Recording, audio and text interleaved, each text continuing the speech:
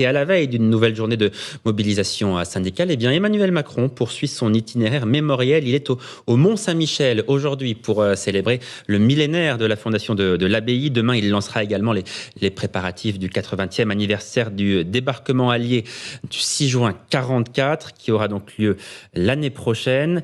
Sur place, c'est Gauthier Lebret qui suit ce déplacement du président de la République. Bonsoir Gauthier. Vous nous dites que le président de la République a été plutôt bien accueilli, ce qui n'est pas si courant pour lui ces derniers temps, n'est-ce pas ? Oui, mais j'ai envie de vous dire que dans les ruelles du Mont-Saint-Michel, vous croisez plutôt des touristes que des opposants à la réforme des retraites. Donc c'est normal que cet accueil soit plutôt positif, même s'il y a quelqu'un qui l'a tout de suite interpellé, lui disant, je cite, « La France crève la dalle » sur donc le thème du pouvoir d'achat. Alors Emmanuel Macron va s'exprimer d'ici 15 minutes sur la France éternelle, la France bâtisseuse. Et on sent bien cette volonté un peu cynique de l'opposer à la France qui manifestera demain. Emmanuel Macron s'est d'ailleurs exprimé sur cette nouvelle journée de mobilisation. Il dit comprendre que les oppositions manifestent dans les rues de France, c'est légitime selon lui, mais il faut avancer pour le président de la République. Et par contre, il a condamné toutes les formes de violence. Alors vous l'avez dit, Emmanuel Macron va rester demain en Normandie. Il rendra hommage aux 177 Français du commando Kiefer qui ont débarqué il y a 79 ans sur les plages normandes, en présence du dernier survivant Léon Gauthier. Le tout en présence également de sa première ministre Elisabeth Borne. Et c'est un fait politique important puisque c'est la première fois qu'on les reverra à deux depuis, vous savez, le recadrage qu'a subi Elisabeth Borne en Conseil des ministres la semaine dernière. Il s'est d'ailleurs exprimé sur ce recadrage. Emmanuel Macron, il a dit c'est du savon qui ne fait même pas de bulle, balayant d'un revers de la main ce recadrage. Mais on sent la volonté de l'Élysée de cultiver ces thèmes mémoriels en ces journées de manifestation, car vous le savez, dans ces cas-là, les casserolades ne sont pas du tout les bienvenus. On l'avait vu quand il s'était rendu le 8 mai à Lyon pour rendre hommage à Jean Moulin dans la prison où il avait été torturé. Les casserolades, à cette époque-là, avaient déclenché la polémique. Merci beaucoup Gauthier Lebret en direct du Mont-Saint-Michel. Donc on a bien compris, Éric Revel, que le président de la République, il a tourné la page. Il a un mot sur les réformes des retraites pour mettre en garde quelque part les manifestants en leur disant vous avez le droit de manifester mais en respectant les personnes et les biens. Et puis, il y a ces deux décrets d'application qui ont été publiés hier au journal officiel. Les choses suivent leur cours, la stratégie du président de la République fonctionne normalement ? Lui, en tout cas, il donne l'impression que tout fonctionne normalement et qu'il ne reculera pas. D'ailleurs, on ne voit pas comment il pourrait reculer, même après la manifestation de demain. Mais si vous le permettez quand même, sur la visite du Mont-Saint-Michel, je trouve ça très intéressant. Parce qu'il y a quelques jours, le président de la République a employé le mot de décivilisation, n'est-ce pas ? Ça renvoie à la civilisation. La civilisation, c'est partager en commun dans une même société des valeurs, des racines, des objectifs, des projets. Et pour le coup, moi, je vois au travers de la visite du chef de l'État au Mont-Saint-Michel le rappel de nos racines judéo-chrétiennes. C'est ça aussi, me semble-t-il, qu'il veut dire. Parce que quand vous dites on est en voie de décivilisation, le symbole du Mont-Saint-Michel, au-delà du fait qu'il est connu dans le monde entier, il incarne bien ses racines judéo-chrétiennes. Pardonnez-moi, mais c'est un fait important. Vous avez sans doute raison. C'était évidemment le déplacement du président de la République. Il aurait pu essayer de tourner la page sur une autre visite. Que vous mentionnez, mais je veux vraiment qu'on reste sur la réforme des retraites, parce que là, c'est vraiment... Alors, je vais vous dire un mot quand même sur la réforme des retraites, parce que quand même, il y a un sujet économique qui est fondamental, si vous voulez, c'est qu'en gros, on nous disait au début, vous vous souvenez, que ça allait économiser 18 milliards d'euros d'ici 2030, vous voyez, 18 milliards d'ici 2030, et je vous rappelle que la hausse des taux d'intérêt sur le service de la dette française, c'est 20 milliards d'euros de plus par an. Vous voyez, c'est pas du tout à la même échelle quand même. Donc cette réforme des retraites de manière comptable, elle n'a pas prouvé son efficacité. Et en tout cas, elle a été promulguée. Les décrets d'application sont publiés en partie au journal officiel, lui, de Ragnel. Est-ce qu'Emmanuel Macron, il est en train de gagner, il a gagné son bras de fer avec les syndicats ?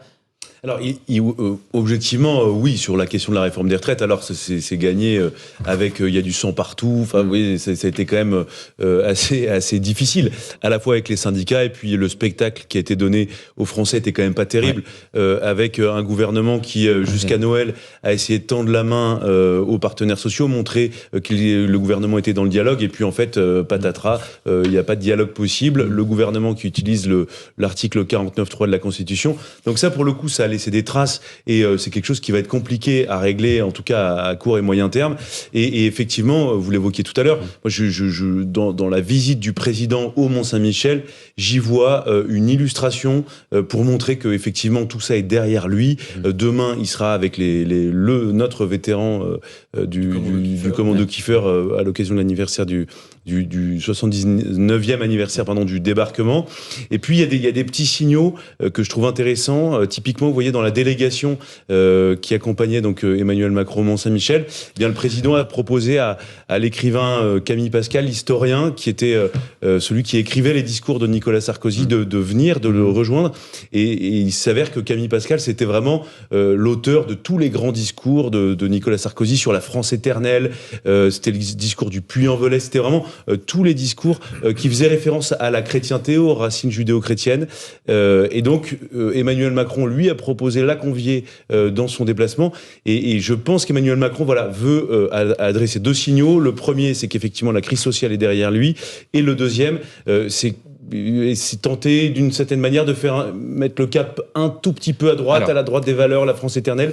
Après, la seule question qui compte, c'est est-ce que cette droite-là va être sensible à cette carte postale. Je rappelle simplement une chose et je vais terminer. Le dernier homme politique à s'être rendu politiquement, en tout cas au Mont-Saint-Michel, c'était Éric Zemmour pendant sa campagne. Alors, vous évoquez les signaux qu'envoie ici et là le président de la République. Un signal envoyé, en tout cas, aux manifestants qui seront dans les rues de Paris et de France demain, en règle générale. Écoutez donc l'avertissement, quelque part, du président de la République. Je pense qu'il est légitime que dans notre démocratie, qui est vivante, et elle l'a montré encore ces derniers mois, celles et ceux qui veulent s'opposer puissent s'opposer, dans le respect des biens et des personnes, parce qu'on ne peut pas, quand il y a des violences, les déplorer et puis les encourager d'un autre côté. Donc j'ai toujours eu cette même règle, rigueur absolue sur ce sujet. Ça doit se faire dans le calme, dans le respect de chacun, dans le respect des biens et des personnes. Mais c'est normal que les oppositions puissent s'exprimer. Maintenant, le pays doit aussi continuer d'avancer. Mon objectif est que, après cette séquence, l'ensemble des organisations patronales et syndicales qui y sont prêtes puissent venir pour qu'on ouvre le jeu de la négociation la plus large et qu'on laisse, sans tabou d'ailleurs, discuter l'ensemble des partenaires sociaux d'un agenda important pour les conditions du travail. Et il faut que cet agenda puisse être défini d'ici à l'été.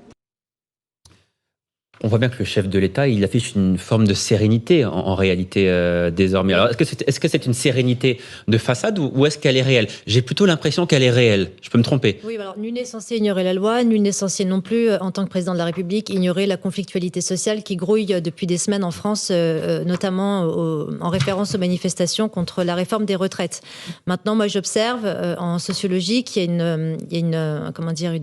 une transformation, c'est-à-dire qu'on est passé de la convergence des luttes à la convergence des rages. Et ces manifestants, cette marginalité sociale qui manifeste d'année en année, ne s'en prend plus simplement aux institutions, mais aux individus et notamment les forces de l'ordre. Ces gens sont parfaitement outillés, ils ont leur technique avec des moyens, des parapluies, des kalachnikovs, des cocktails Molotov. Enfin, je parle sous votre contrôle, mais ce sont des gens qui sont littéralement armés. Donc, je ne pense pas qu'il faille relativiser les manifestations, bien au contraire, les prendre très au sérieux. Sachant qu'en plus, nous avons en face, lorsqu'on observe les mouvements de la société, de moins en moins d'unités de maintien de l'ordre et de plus en plus de problèmes de maintien de l'ordre. Et à cela, j'observe que le politique ne sait pas répondre réellement par ou la voie législative ou la voie réglementaire. On a eu une loi anti-casseurs de 2019 dont l'article 3 a été censuré par le Conseil constitutionnel qui interdit au préfet de pouvoir interdire justement des manifestations qui peuvent être chaotiques et nuire non pas aux manifestants mais également aux forces de l'ordre, ceux qui sont censés protéger les manifestants et les passants qui circulent à côté de ces manifestants. Donc là, on est dans un statu quo et je ne vois pas de réponse politique courageuse et fiable à ce sujet. Mathieu Vallée, est-ce qu'il faut craindre demain la dispersion de la manifestation et éventuellement la création de cortèges sauvages auxquels on a pu assister dans les différentes manifestations précédentes ? Non, dans l'après-midi, on va avoir le cortège qui part des Invalides. Il ne faut pas qu'en tête de cortège, on laisse se constituer une nébuleuse d'extrémistes et de gens radicalisés, majoritairement de l'ultra-gauche, de l'ultra-jaune, ou parfois des personnes qui, par opportunité, quand ils voient de la casse matérielle et humaine, se joignent pour se mêler à la fête, en fait, que font mais ça, on sait qu'ils sont là, c'est une certitude. Ils sont annoncés quelque part. Bah oui. Oui, mais ils sont annoncés. Mais vous savez, on a pu intercepter... Enfin, en tout cas, on a pu... le ministre de l'Intérieur, administrativement, a pu interdire à des gens venus d'étrangers de pouvoir arriver en France, ou en tout cas faire l'objet d'une interdiction qui est une base juridique pour les les interpeller s'ils viennent quand même sur le territoire national pour intégrer les manifestations, pour les désagréger, si j'ose dire, par la casse, par la violence et par les agressions sur nos collègues. Mais on n'a qu'à faire la même chose pour nos casseurs nationaux.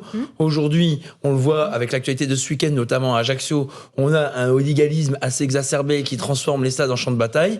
Et ben dans les manifestations, c'est pareil. On a des extrémistes, on a des factieux qui transforment les manifestations aussi en champs de bataille. La facilité, en fait, pour les autorités administratives, c'est que quand on fiche ces individus que les services de renseignement connaissent, on ne le fait pas selon le fait du prince, mais selon le fait de renseignements précis, documentés, analysés, tracés de ces personnes qu'on connaît que trop bien, ça permet ensuite, par le préfet, de les interdire d'aller dans les stades ou, si on le veut, d'aller dans les manifestations. Et le Conseil constitutionnel disait une chose très simple: l'article 3 de la loi d'avril 2019, elle est mal rédigée, mais le principe fondé de pouvoir interdire les individus violents d'aller dans les manifestations est très, très, très bien orienté. Donc il faut mieux rédiger les lois, et c'est un peu le problème aujourd'hui qu'on a. Hein. C'est qu'on a beaucoup de lois qui ont été censurées. Je rappelle que l'article 24 de la loi sécurité globale, qui devait protéger l'identité et le visage des policiers, a été censurée parce qu'elle a été aussi mal rédigée, changée par le Sénat. Éric Revel, 14e journée d'action demain. Est-ce que vous avez le sentiment qu'il y en aura une 15e ou demain c'est vraiment la dernière fois? Je pense que c'est la dernière fois. Je ne vois pas comment l'intersyndicale va pouvoir continuer à mobiliser. Si les chiffres que donnait Louis Ragnel sont justes, et il n'y a pas de raison d'en douter, la mobilisation attendue pour demain, elle est moins forte. De mémoire, c'était 700 ou 800 000 sur la manifestation précédente. Donc déjà, on voit que ça va...